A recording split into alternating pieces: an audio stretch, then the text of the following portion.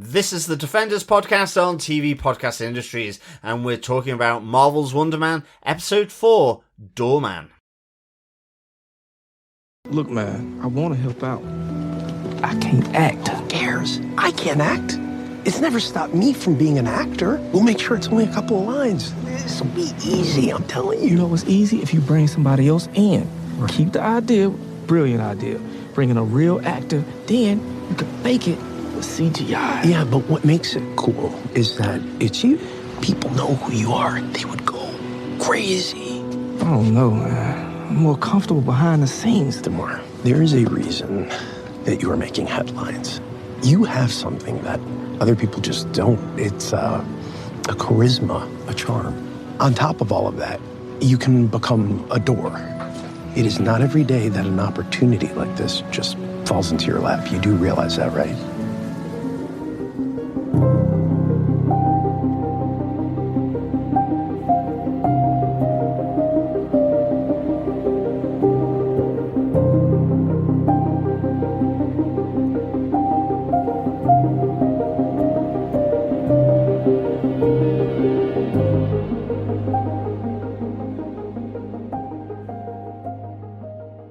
Welcome back, fellow Defenders, to TV Podcast Industries. We're chatting about Marvel's Wonder Man, Episode 4, Doorman.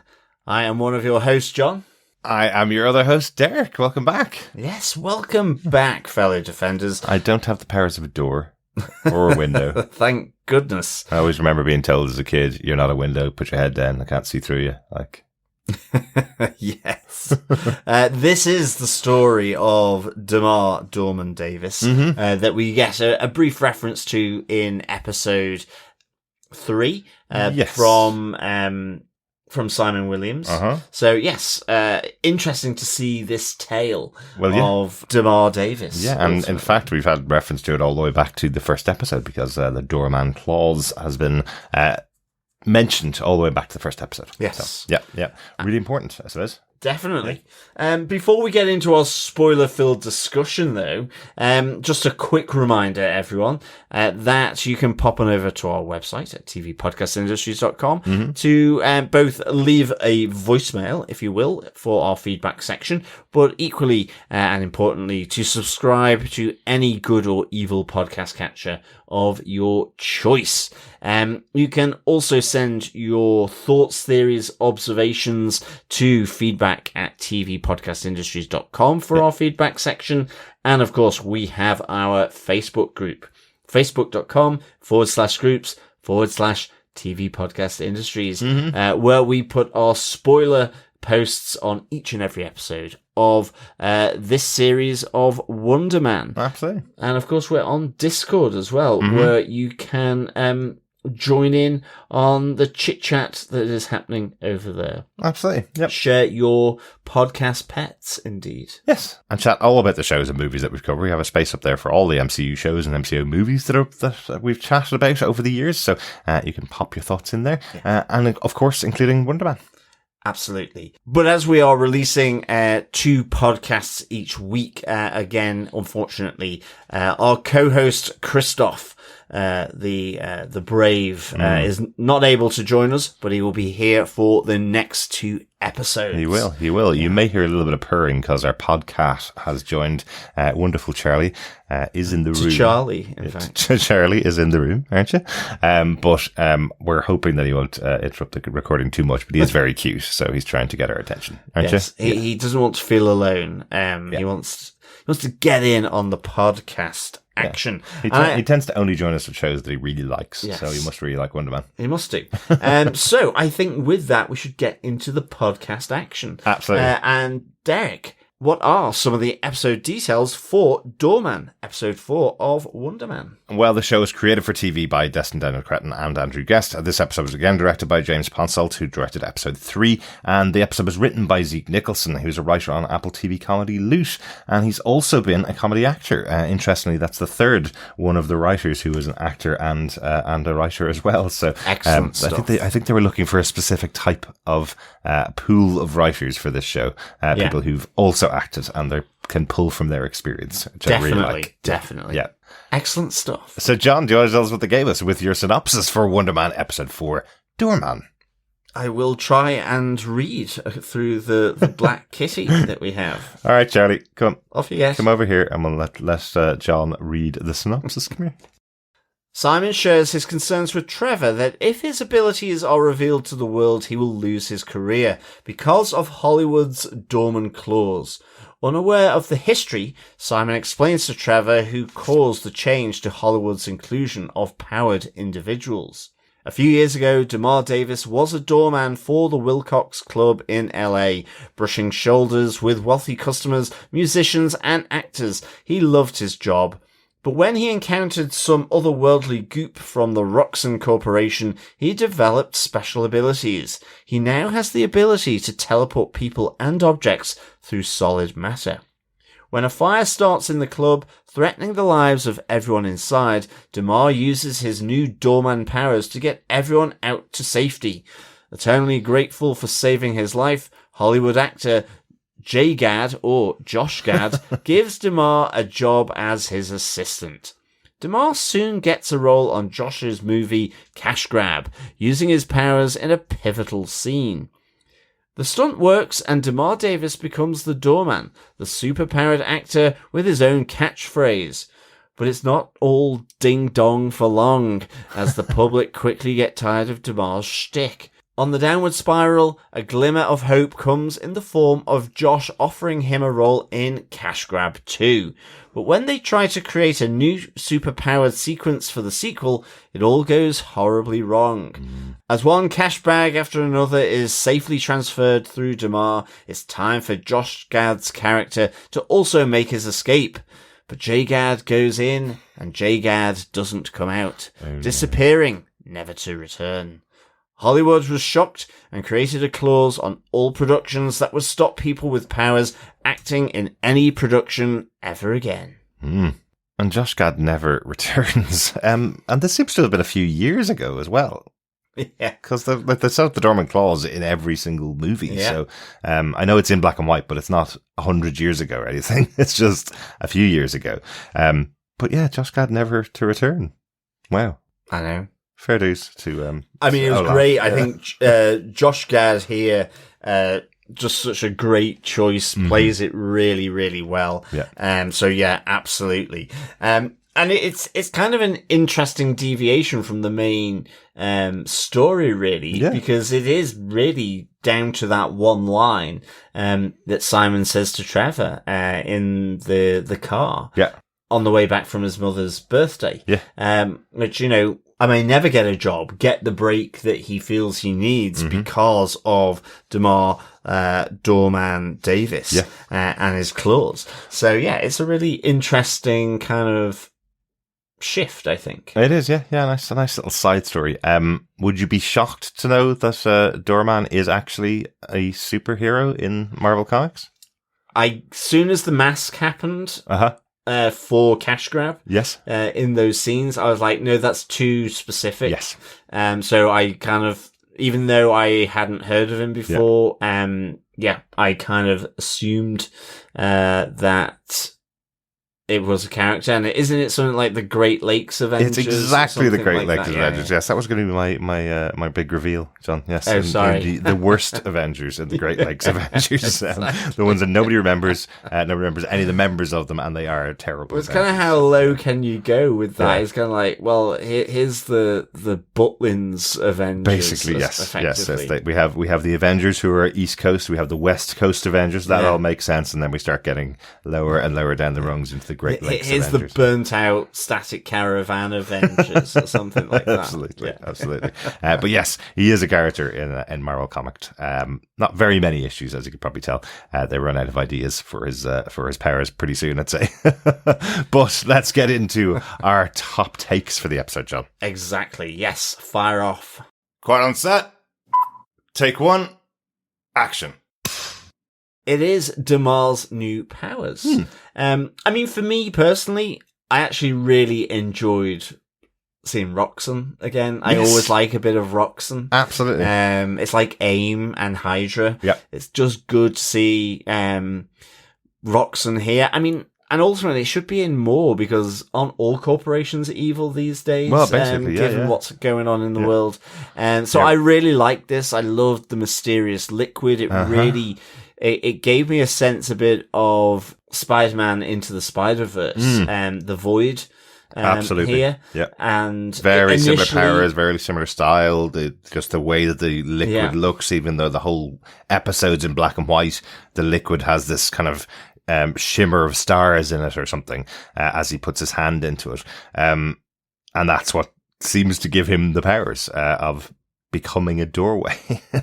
Yeah. I mean, in fairness as well, when he goes down into this dark world with all the white doors, I also then started to think of the way kind of the multiverse is described in Peacemaker, actually, the TV show, with all the doorways through into the different dimensions. Yeah, absolutely. So I was assuming it goes to different dimensions, and then I started, is this a slightly like an America Chavez type thing? Absolutely, yeah. I was like kind of really intrigued by this whole setup. You know, is it the Void? Is it something to do with multiverse? What, you know, because even with the Void, he travels through the multiverse. Yeah.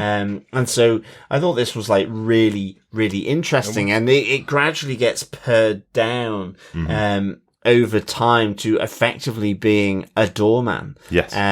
And then, it's actually really interesting. But I liked how this came about by sort of a leaky bin. Yes. It's just because their bin is full, so he tries to put it in the bin right next door, which is for Roxxon, with this mysterious liquid oozing out of it. Roxxon are responsible in this universe for Daredevil's powers as well, aren't they? That was the tub of chemicals that splashed into his eyes. As far as I remember, because that's the Netflix origin. I don't think it's changed for the MCU Daredevil Born Again. So I don't think so. Yeah. I mean, it's interesting they didn't know it came from a bin. Otherwise, it'd be known as Bin Man. Well, yeah. I do wonder though. You know, you wonder about how characters get their powers and where they come from. This is just a liquid that he puts his hand into, and then he becomes the doorman. But interestingly, when we learn a bit about Damar at the beginning of the episode, as you say, he was a doorman for the Wilcox Club. He is rubbing shoulders with celebrity, but doesn't want to be a celebrity himself. He loves the idea of being a doorman, and then he gets the powers of being a door for people. So, you know, is the powers that he gets dependent on who he is as a person as well? You know, with somebody else who loves their job as a singer become an amazing singer off the back of it. He became an amazing doorman. But it's interesting to see, you know, in the conversation with his boss, that he's ultimately happy where he is. Yeah. He's enjoying the job that he does. He likes that his interface with celebrity comes through being the doorman, and having that moment with the celebrity. Exactly. Or with the Texans that are traveling up to LA. I must say, I really love that joke that he's got in there. You can't come in here because I heard Texans do line dancing and we don't allow that around here. Just because he's very playful with the people that are coming into his club. So that's really good fun. He does seem like that kind of natural personality as well that people enjoy being around. So really enjoy that with Damar's opening and him getting his powers. But that moment where he just disappears into the void, wakes back up the following morning in his apartment, and then his dog comes over, he calls the dog, and the dog falls through him into the neighbour's apartment, and then he goes into the neighbour's apartment because she has her door unlocked while she's having a shower in the apartment block, and then she gets really angry at him for walking in and collecting his dog. So he has no idea what's going on, no idea how he got home from where he was, but it all happens really, really quickly. Yeah, and effectively it's almost like a portal. It's partly why I said J-Gad goes in and J-Gad, well, in a sense, doesn't come out in the play on the famous Steam Valve game Portal. Yes, so he allows this solid matter to pass through into another area, which, at least from the initial interaction with his pet dog, he's not really able to control that. Exactly. I mean, he doesn't know about it actually, so he goes to hug his dog and the dog disappears. But he hears the barking next door. But he clearly gets to be able to at least control, or he thinks he can control the power of where the object goes Yes. when it passes through him. Yes, it seems to be, we see a little bit of it in, over time through the episode. It seems that he can place himself in front of solid matter and people can pass through the solid matter by passing through him. So literally a door is what he is. Although there are a couple of messes with that where he reaches into his body and pulls something out of the portal when he's on the talk show, for example, where he pulls things out of his portal, which is unusual. That's not something that you would have on a door, right? So That's he's standing in the middle of a room pulling things out of himself. But he provides a doorway through another area. Like, that's the thing to me. It doesn't feel like he's passing through the... Like, when you see him go, it's into this dark world with white doors. Absolutely. So that ultimately he's porting them not through, but just porting them to a different location. Mm-hmm. Yeah. But it looks like they're coming out through the wall or something like that. It feels possibly not very controllable ultimately. Yeah. Or it's just that the way he's doing it, it's so simple that, it ends up looking just like a door. Exactly. But it works for the character, and it's a good riff on it, really, It is. I think. Yeah. Shall we get on to our second moment from the episode? Mm-hmm. Take 2. Action. It is Saving Josh Gad, or Jay Gad, the boy band version of Josh Gad. Yes. I like that he's trying to make that a thing. Yeah. But yeah, here we see him early on in the episode before Damar has powers. We see him arriving there with his crew, and they say to Damar, "We'd love if you came down and had a drink with us later on." So they already seem to be friendly. Josh Gad has been to the club many times in the past. I must say, I absolutely love the Imagine Dragons joke that's there, where Damar is saying to him, the guy from Imagine Dragons is downstairs DJing, and Josh goes, "Oh, I love Imagine Dragons. That song Radioactive was the most important track of the last 3 years." It just seems so specific and short. It's not like, the greatest track of the last decade or millennium or anything. It is literally the last 3 years. Absolutely. Really good. So good. And I mean, I really like just how Josh Gad plays all of this. Mm-hmm. Just the whole feel of this kind of rude boy, successful rude boy, celebrity rude boy, going through the clubs. And maybe he is, I don't know. Very polite boy, though. But, very nice kid. But ultimately, actually really sound, So I kind of really enjoyed this. But that the next night or a few days after, with Damar back on the door, the club's open, and it effectively goes on fire. And tons of people trapped inside, the door won't open. And it's interesting that when he was going outside to put out the bag of rubbish where he got his powers, we do see that door sticks all the time. So that's been a known problem in there. He tried to pull the door and he couldn't get it open early on when we see that. And now it's possibly going to cause the death of everybody in the place. And that the Roxanne bin has gone. Good catch. I didn't notice that the bin had gone. But effectively everybody's locked inside and he has to use his powers to get them out. So we have this moment where he comes through the door, stands in front of it, creating a proper doorway out, and it's Josh Gad that goes through him. I love that after he goes through, you hear his voice going, "Oh, it's darkness. Oh no, here's the way out." And then you hear him calling back through, "Exit through Damar." Yeah, exactly. Through Damar. Excellent stuff. I love the girls that he let in. The Texans are there again, and they're going, "I think that guy wants us to climb up inside him." No way, dude. That's gross. No, it's so good. Really fun. Yeah. Definitely. But he saves everyone, and we have this moment between him and Josh Gad where effectively he's offering him a job. And again, we get this notion that Damar is perfectly happy in his job as a doorman. And then he hears that he's going to get 200,000 plus benefits. Plus benefits, to be Josh Gad's personal assistant, to be able to open every door to him. Absolutely. So I like this. We then get this moment of effectively Damar on the rise. The really. montage, yes. Yeah, the montage. Where it's going, it's the popularity sort of skyrockets. There's award ceremonies, chat shows, all from the film Cash Grab, to spice up the heist effectively, to quote Spice Girls. Yes, Josh offers him a role in the movie, doesn't he? Yeah. I must say, I love the mechanism that they use for the montage here. It's that it's on E! Entertainment Tonight, which is presented by Mario Lopez. Now, we don't get Mario Lopez over in Europe very often. We would have seen him back in Saved by the Bell many, many, many moons ago. And I know he's presented lots of American shows, but they haven't really transferred over to Europe. So it's still Saved by the Bell for me. But suddenly seeing him on screen doing the most tremendous puns about Josh Gad's career. They are hilarious. Go watch it back again if you didn't notice them. He does just a great little play on the fact, all the way back from Josh Gad's performance in the Book of Mormon through his time working on Frozen.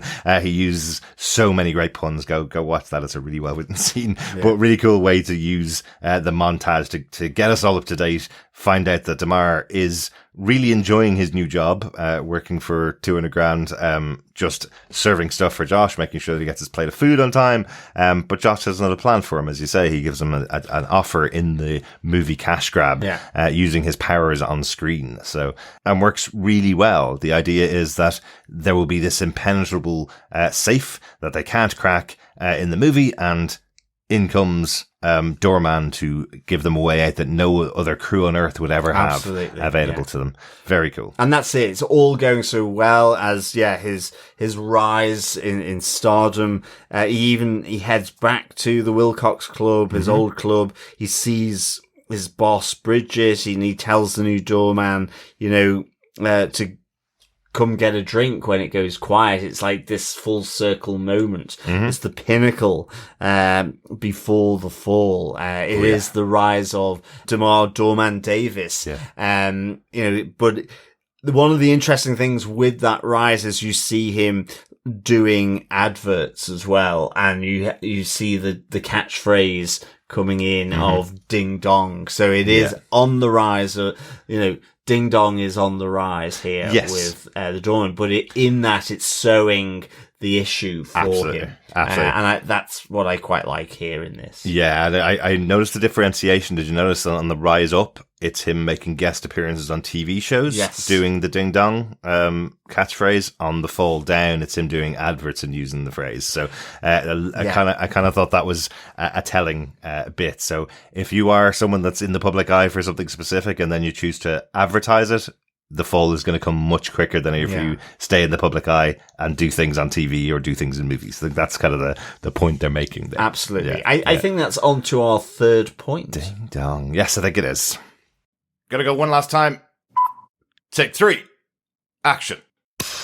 Yes, the fall from grace and the creation of the Doorman clause. So why did it happen? What happened to it? How did it get there? As you say, the fall comes quite quickly. I love that people start pointing it out on social media really quickly. You hear him reading out some of the comments on social media where it's, I hope this guy's 5 minutes of fame and I don't last much longer. And my favorite one that he reads out, they used to have the celebrity mean tweets thing where they read mean tweets that are sent into actors. That's what this feels like. You see him reading it going, wouldn't knock knock be more appropriate for Doorman rather than ding dong? And he goes, oh, actually, that's probably true. No, I agree. But it's kind of, I guess, Midtown Tonight, this comedy chat show. It's kind of where it starts. It's, like the presenters like saying, look, it's okay to have some fun at your expense. And it kind of, that is the moment then, as you start getting, he's becoming a catchphrase with the ding dong.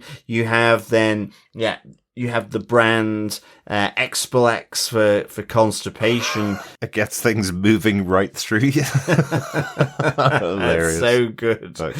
But even that comedy starts getting a little bit thin, and the contract is cut short. But isn't he kind of going, I thought these were going to be, much more highbrow kind of ads that I was going to be getting. But he did deliver the line. Exactly. Got things moving through you. How much more highbrow are you going to get? It's even that he wants to challenge the contract termination, but his agent is like, no. Yeah, just don't do it. You just don't do it. Yeah. I love the fact that you go from X brand to this potato bag product to put potatoes in the microwave. And then he gets sued because it's his latest advert and customers are getting steamed based injuries. There's these legal issues. And then you have him going on to social to do the recording to his followers.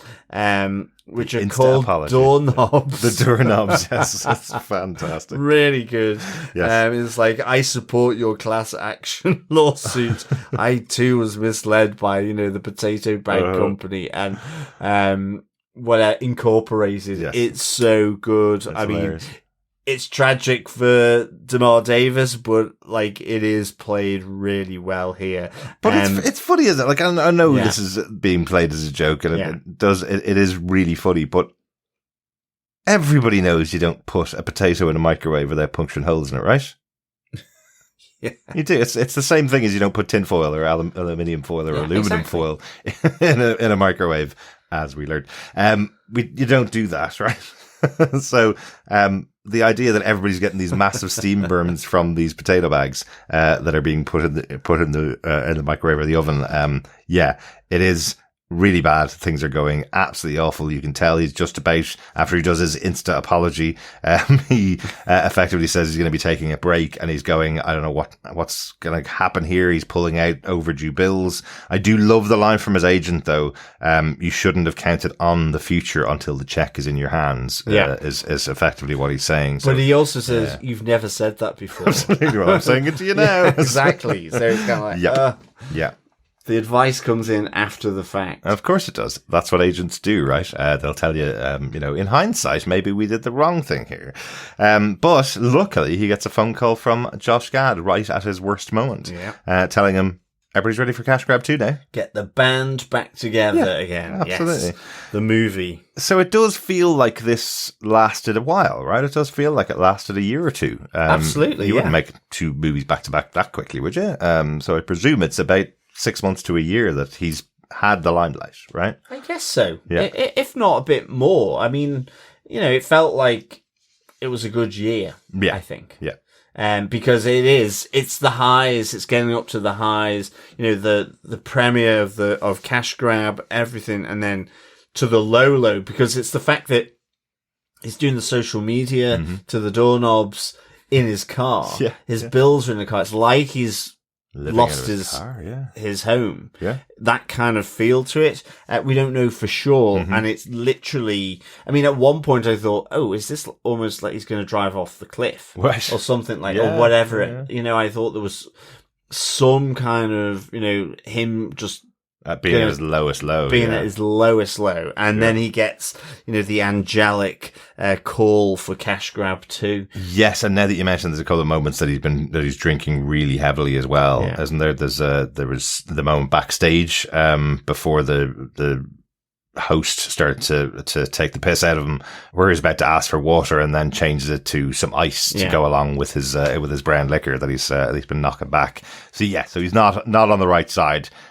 He has another vision of the black hole with the white doors inside it when he's on set, about to go and do his big stunt for the day. He is delighted to be there, but you wonder, is there a bit of substance abuse in that way that he's acting as well? Yeah, because there's some alcoholism or some drinking. Exactly. Yeah. There's a sense he's out of kilter.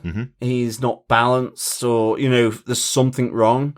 And you see, in the scene then that they do where it's escaping an armored truck filled with money, like a security truck. Yeah. And, they're passing through the money bags through his character. You see them coming out of the truck onto the stage as it's being filmed. And then it's time for all the crew to escape the truck as well. And you have Josh Gad's character going first, and he goes through, but he kind of... You just hear that gurgle, don't you? He gurgles and spits out, like it's almost like water. Yeah. Rather than vomit. Or the remains of Josh Gad. Yeah, all the remains of Josh Gad, but he never comes through on the other side. Yeah. And he Damar knows something's going wrong Yes. as well in that moment. Definitely. And we have no notion of where Josh Gad has disappeared to, or whether he's in fact still alive. Yeah, and it cuts to Mario Lopez back on Entertainment News, effectively saying that the Department of Damage Control are still looking for Josh Gad, but he's still gone. He has disappeared. So he has never been found, effectively. And because of this, the Doorman clause is put in place. Yeah. A clause now appears that nobody with superpowers can ever work in cinema again. Yeah, to avoid that tragedy. Yeah. And I love this cut. I love that it cuts from the Entertainment News with Mario Lopez to Simon on the phone, sitting on the set of whatever show that he's working on that week. And he is just watching the story unfold. His eyes are wide and his mouth is just covered by his hand going, oh my God. Yeah. What There's is this? really good ending, actually. Fantastic. I do wonder if this is on the set of the show The Rookie. He walks past the soundstage. Oh, maybe, what we see there is a police car. We see some action going on. We don't see any of the major actors from the show or anything like that. But it's just because they said that the accident had happened on the set of The Rookie, where in the last episode where a Portaloo had exploded. And Simon seems to be under a lot of stress and moving very fast to go outside. We saw the photograph of it as well, the exploded toilet, which was outside of a warehouse, and he's inside the warehouse coming out. So I wonder if that's on the set of The Rookie. Yeah, it could be. Yeah, but his reaction is fantastic. Yeah, it is. It's really good, and it kind of pulls it back then into the present with, or near present with Simon Williams and the story. So, really good. Yeah, excellent, and you can understand now why he's so concerned about somebody finding out about his powers, because they are very powerful. If he explodes on stage and causes a massive fire or causes some kind of explosion, killing somebody, then, it's the end of his career. And what they mentioned before was that this clause is in every movie because the insurance would be too much to cover a member of cast that could damage everybody on set because of it. Right? So, yeah. Ooh, but interesting episode. Yeah, it is, because I think ultimately it's the thing then that moving forward is possibly the ultimate sort of destroyer of his career. Mm-hmm. It's the thing that's constantly got him on edge. Yeah. Yes, he does well in the auditions, and then, yes, he overthinks stuff as well, but on top of that, he's got this other layer of absolute stress, which means that he never gets to be the main actor. It's always a cameo or a bit part or something, Exactly. So yeah. Really interesting. Yeah. But Derek, I think with that, do you have any notes from the episode? I just have one note, and I'm not sure of it because I couldn't find it in the credits, and the episodes haven't come out. But I'm almost certain, because I've seen these guys quite a lot, that the directors of the movie Cash Grab with Josh Gad, I think those directors are Benson and Moorhead, who we know really well here on the podcast. Benson and Moorhead directed lots of episodes of Moon Knight, and they directed the final 2 episodes of the retooled Daredevil Born Again. It's just, I've seen them in interviews loads, and I thought it was them, but we only see them on screen talking about the fact that they need something for this crew in Cash Grab to do that no other crew on the planet could do, and that's when Josh gets the idea that they could maybe use Doorman in their movie. I just love the idea that these 2 directors could be double jobbing it effectively. Pop on over here, do a little bit on Wonder Man, pop back over and do Moon Knight, back over and do Daredevil Born that's Again. a great catch. Why not? So hopefully it is. They're not in the credits, at least in the previews that we have available to us. Maybe when it's released, they'll take credit for it, though. So have a look out, see if you see them. John, how about yourself? Any notes for the episode? No notes from me. No. Well, do you defend episode 4 of Marvel's Wonder Man, Doorman? I do defend this episode. I'd give this 4 doorknobs out of 5. Okay. I really like this as a little self-contained number, and actually it was a bit of a surprise to me because when we watched it through initially, I did fall asleep, and I kind of wondered what was going on. Well, that's because we binged all four of these episodes back to back the first time. I was kind of wondering what the sort of, the noir feel was with the black and white. But I think this is just a really nice, contained story. And I think it hits to the heart of, part of Simon's anxiety. Yes. Why he's not able to get to that next level in his acting career. I think that, effectively he's banned from doing what he's doing. So it's not even that he might kill someone in that. It's also, on top of that, it's the fact that, well, if they do find out, he's in even more trouble, even if nothing bad happens. It's an outright ban. But I just love how this sort of brings us the story of Doorman Davis, a bit part, comic character from the Great Lake Avengers, played by Byron Bowers. I like the fact he starts off as, I'm happy with where I am, to, I'll take that paycheck with benefits as a personal assistant. Then it sort of grows where he gets celebrity status. It builds, it crescendos, and then ultimately it comes and bites him, as, his powers become too well known. The catchphrase becomes pastiche, and he ends up, the brands that he's doing, that he's advertising, don't want him anymore, or just become those almost QVC type brand. It's almost like the startup brands that may work. Absolutely. Like where you've got a shouty person. Yeah. Like, and that's how he plays it. Putting the potatoes in the bag to put into the microwave. And I am absolutely picturing who you're picturing, John. It's the guy that does the Power of Steam ads, it is. It is probably the Power of Steam. It's probably because of the potato burns from the steam that you got that particular I can imagine head, people saying, I got a lot of burns from this Power of Steam. Yes. So, yeah, I mean, I quite enjoyed this as a little self-contained sort of side story, that feeds into the wider sort of superpowered world of the MCU here in Wonder Man, and part of Simon's anxiety, and also in a way him telling the story to Trevor, who had no idea of this person and of the Doorman clause.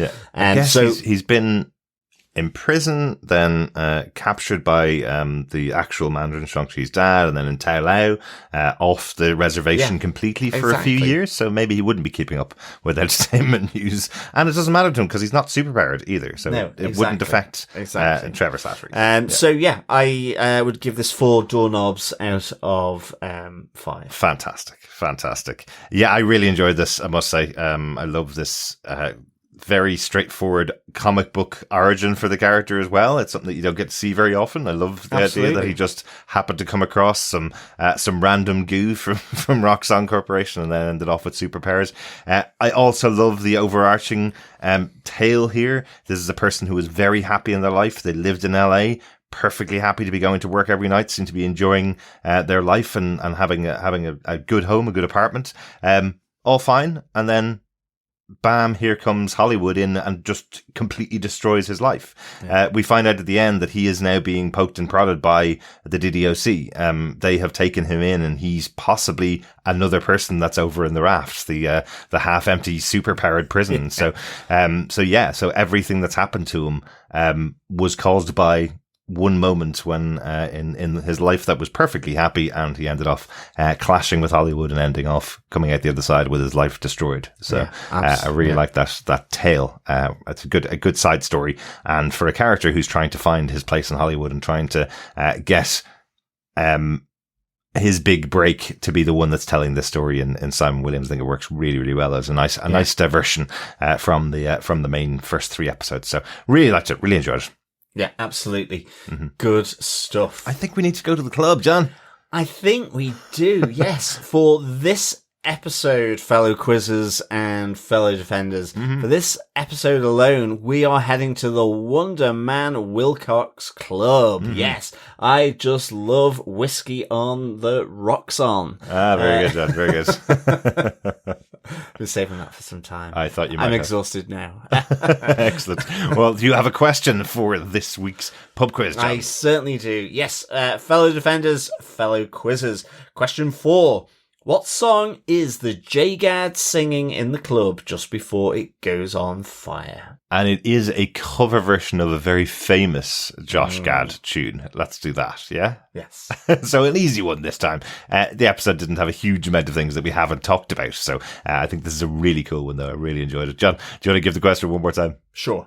What song is the J-Gad singing in the club just before it goes on fire? Yeah, a really funny moment too. That is the 4th question of 8. When you get to the end of the series and have all the correct answers to hand, email them to us at feedback@tvpodcastindustries.com and you could be in with a chance of getting your hands on some Wonder Man goodies. Yes, excellent stuff. Good luck, fellow quizzers. Absolutely. Best of luck. And we have some feedback in from our wonderful fellow defenders. Good stuff. First up, we've got feedback on Facebook from Mathematician. He says, I'm afraid I need your help with this one, boys. Enjoyed this effort the least so far. It reminded me of that one episode of Daredevil that had nothing to do with the rest of the series, except the Daredevil episode was one of the best of the season, whereas this I didn't enjoy as much as the first 3. All I can take from it is that a disaster was caused by an actor with superpowers.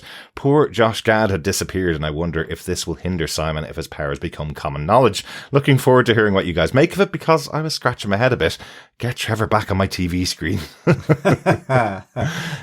I think that might be it. I think if you've been really enjoying Trevor and Simon's time together on the show, once they're off the screen, if that's the only thing that's really been hooking you every week, it's quite difficult to turn your attention to a completely different character for this offshoot episode, all in black and white. It is. It is a bit of the risk of this episode, and I can certainly tell where you're coming from, Mathematician. I mean, I do think that Josh Gad is absolutely really good in this episode. And in a sense, he's got to fill the part for both Trevor and Simon, not being present on the show for this episode. But I think ultimately it's almost it's that thought bubble, or it's that conversation that's happening between Trevor and Simon around why Simon is so much in his head. He's so nervous about people really understanding who he is. So it kind of links from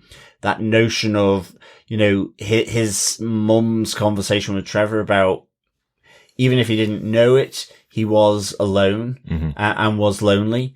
And I think it kind of connects a bit into that. And it's about just showing the audience the conversation following what he says in the car as they, leave his mum's and drive back. Exactly.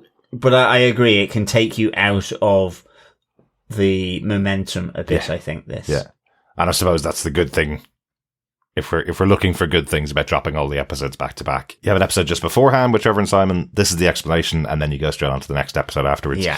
So now we know why there's this strict law in Hollywood that nobody with powers can act in any capacity at all, and why Simon's so scared about anybody finding out that he's got powers, which is the whole purpose of this 25 minutes or 30 minutes of TV. Thanks, Mathematician, and I'm back with the rest of the feedback on my own, as usual, for these episodes. Thanks to the rest of you who've been sending in your feedback as you've been watching the episodes. First up, an email in from Coffee and Vodka, of course, who says, "Greetings, fellow ding-dong defenders. What would have been a couple of throwaway lines about the Doorman clause was made into a full episode, but they even made this a good move and excellent episode. The performances and effects were as great as ever, though I did expect to see just the top half of Josh Gad, complete with spilling gusts, come out the other side of our tragic soup. Call it the difference between Amazon and Disney. Still a good rise and fall story with far-reaching social implications. On to episode 5, 4.5 Gone Gads, fateful indigestions, and clunky catchphrases out of 5. Peace and take care. Coffee and Vodka." There was definitely a moment in that scene where I thought we'd see part of Gad come out the other side. But to have him completely disappear and never reappear again, and then to be called out on the Access Hollywood story that's been months ago and we haven't heard anything from him again is really interesting. I love the fact that Josh Gad's been over on his Instagram or on his socials saying that he will return in Avengers Doomsday. So we may see him back. I don't think he will. I think that's a good joke though. So we may see him just reappearing there. But yeah, it is a really good episode. Really enjoyed this one, even though it's very different. I'm so glad we're starting to see more and more feedback in from listeners and from fellow Marvel fans saying this is one of their favorite episodes of the series as well. Thank you so much for that, Coffee Vodka. Over on Discord, Philippi says, well, now we know why superheroes can't act. Nice bottle episode and a very creative way to show us what the Doorman clause was instead of just telling us. Yeah, totally agree with that. I just thought it was an interesting sideline. And again, something else that I realized after we recorded the podcast, this is the black and white episode. One of the previous spotlights was Werewolf by Night. So an interesting way of telling the story in black and white, different from all of the other episodes. So yeah, really cool choice that they made here, telling the story this way, so that we have an extra episode just showing this backstory of the Doorman. Yeah, I liked it. We also have feedback in from Heather Sass, who says, Doorman never watched a horror movie and it shows. Who puts their hands in mysterious goo? Poor Josh Gad just disappeared forever, and now we know why superpowered people aren't allowed to act. Very good, Heather. I must check and see if there are horror movies referenced in this universe. We get lots of references in the show Wonderman of varying projects and various different movies from various different directors. I just can't remember whether there was any horror movies referenced. So maybe there's no horror movies in the MCU. Maybe that's it. Is real life is horrific enough when you're being punched in the face by aliens from outer space. So maybe Doorman's never seen a horror movie for that reason. Great stuff. Thanks, Heather. And finally, back over on Facebook, we have feedback in from Heather Wallace, who says, is this Disney's answer to The Boys, showing what it would have been like if superpowered people were in films using their powers? It's also a good way of underscoring Simon's story of being a struggling actor. If you do make it, even unintentionally, be careful about being sucked in. No pun intended on how poor Damar got his powers. Very good, Heather. It's absolutely that. Yeah, it's the cautionary tale for all of us, right? In this case, Damar did not want to become a famous actor by any means. He gets caught up in the whole thing once he does get pulled in to this situation, and then everything goes really badly for him, and it is all at the behest of Josh Gad. It's all his fault for pushing him in to becoming an actor, even though that's not something that he wanted. So be careful what you wish for, I guess, is the message from this one for Simon. Ooh. Almost missed Dr. Bob's feedback from Discord. He had some feedback on this episode. He said, I remember the far distant past when Imagine Dragons released Radioactive and the world was black and white and 420 lines. A great way to avoid boring exposition. Throw out another studio and tell a believable tale of a rags to riches to raft. Very good, Dr. Bob. Yeah, the episode did feel like something more out of the studio than out of this show. Something completely different for this series, especially it being in black and white as well. Really cool. But these kind of standalone episodes that tell you the story separate to the main story are always good fun. I was looking up your reference there, remembering back to when the world was black and white and 420 lines, and I was going, is that to do with the television definition when we were kids, that it was black and white and there was 420 lines? And Google just keeps throwing up stuff about 420 being a drug reference. I don't think that's what you meant, but maybe I'm wrong. Maybe it was to do with drugs. But there was apparently 405 lines in a black and white TV, if that's what you're aiming for. Let us know, Dr. Bob. Excellent stuff. Thanks, everybody, so much for your feedback. We'll be back with more feedback next week on the next episode. Keep sending your emails in to us to feedback@tvpodcastindustries.com or pop on over to our Facebook group at facebook.com/groups/tvpodcastindustries. You can also share your thoughts over on our Discord. The link to that is in our show notes as well. We'd love for you to join us over there on Discord. And we'd also love to hear your thoughts about the rest of Wonderman. Absolutely. And of course, fellow defenders, please subscribe and share the podcast, because sharing the podcast is, of course, sharing the love. Yes, it is. Absolutely. Thanks so much for joining us. We'll be back next time for episode 5, Found Footage. Excellent stuff. Yes. It's good to have episode names. Yes, it is. It is.